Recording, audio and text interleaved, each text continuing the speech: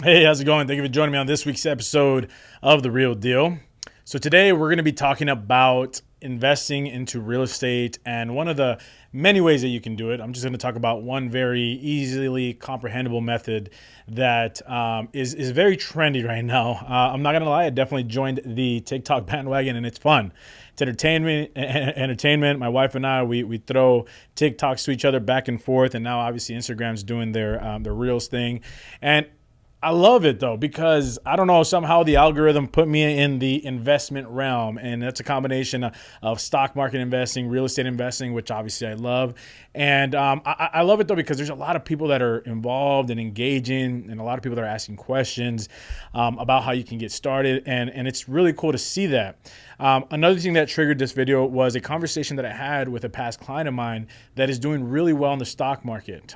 They took advantage of some of the funds that they had saved up, and they invested in companies that have just bloomed and blossomed into to really, help her with her proceeds. I mean, it's an insane amount that she was able to gain in such a short period of time.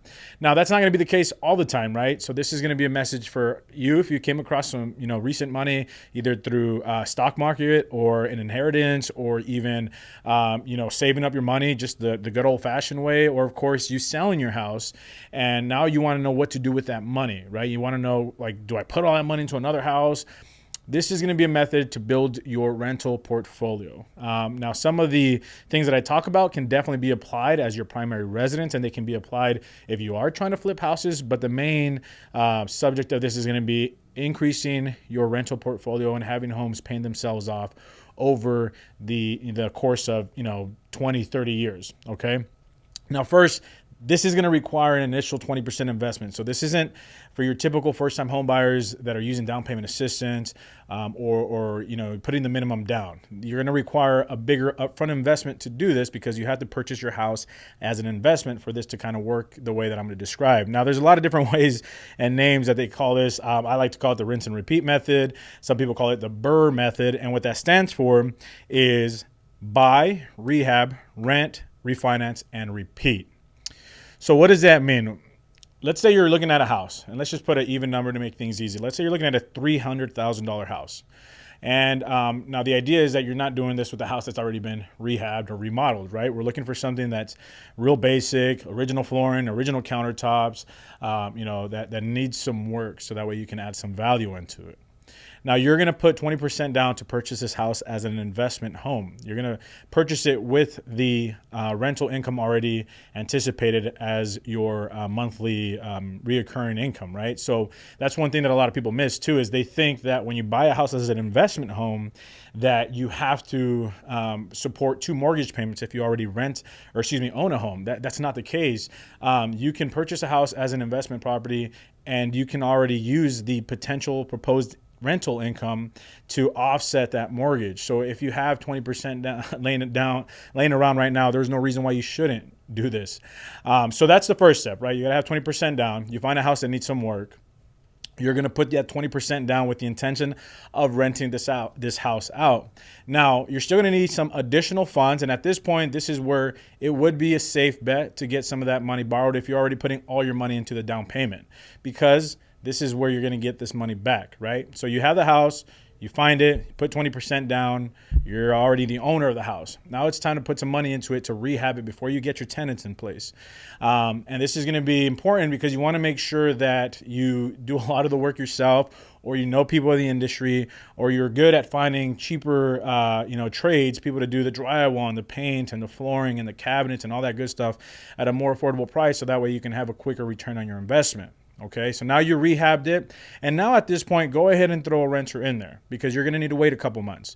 So find a renter. Obviously, now not only is the house worth more, now the renter is going to be helping pay this mortgage, and now you're going to be making a decent return on investment even on just your monthly payments, because when you put 20% down, you're not paying that PMI, you're not paying that private mortgage insurance, and with current interest rates right now, you're going to have some nice gains right off the bat.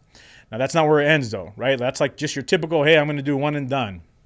But because you put it to more value into the house, because you added value by renovating it, you can now refinance a house after 6 months, after 6 payments, and then you can take that money out of the house and then do it again and do it again and do it again. And that's the key thing right there, is to have multiple homes that are going to be paying themselves off over time. And then you're just going to keep using essentially the same money that you started off with. And then I'll give you a breakdown on what that looks like on monthly payments. And obviously, if you are going to take money out of the house, then yes, your mortgage will slightly go up. But because you already put 20% down to begin with, it's not going to make a huge difference. Okay. So let me show you guys this here. So this is a mortgage calculator on a house that's $300,000 down. Excuse me, $300,000 with 20% down. So you put 60 grand into this house, and your monthly payment is $1,250. That's a good 4-bedroom house. You could probably rent that out for around $1,800 a month. Now, when you refinance the house, when you added to this value, regardless of what that is, regardless if you added, $40,000 in value, $50,000 in value, which is definitely possible, you're going to refinance it. But because you already put 20% to begin with, you're going to be able to get a lot of that money right back to you. So let's say you put $350,000 into the house. It's now worth an extra $350,000. You're going to be able to potentially take out $50,000 when you do that refi. Now, what is that going to do to your monthly payment? Well, it's going to take you from about $1,250 to about $1,450, right? So your payment went up $200 a month, but you're still renting this out for around $1,700, $1,800 a month. So you still have a house that's paying itself off, but your payment only went up $200. Now you have an additional 50 grand. Now, obviously it's not going to be as much as what you originally started with, right? Some of that money is still going to stay in the house, but now it's not like you have to go and take a full 60 grand into the next house, right? You're going to pay off whatever money you had to pay off for the remodel and the updates that you did on the house. And then you're going to basically take a portion of your proceeds and you're going to do it again and again and again. Now, a couple of things to keep in mind. You're not going to obviously, right now with the way the market is, even houses that need work are absolutely selling within the first weekend, right? You're not going to be, this isn't the market where you're going to go and get a house for, 10% under market value just because you have a big down payment. That's not going to happen. You're going to be still competing. It's still going to take an aggressive offer to get your offer accepted, even if the house needs work. In the market we're in, that's not going to change. That's still going to be the case. If you're a cash buyer, even then, I personally have been able to beat out cash buyers in a multiple offer situation with my clients that are financing traditionally. So even if you are a cash buyer, it's just not that market. So that kind of idea has to go out the window, right? It's going to be incremental growth. It's going to be buying a house, rehabbing it, getting a renter in there, refinancing it, taking out a portion of your proceeds, right, as much as you can, and you take that money and then you do it again.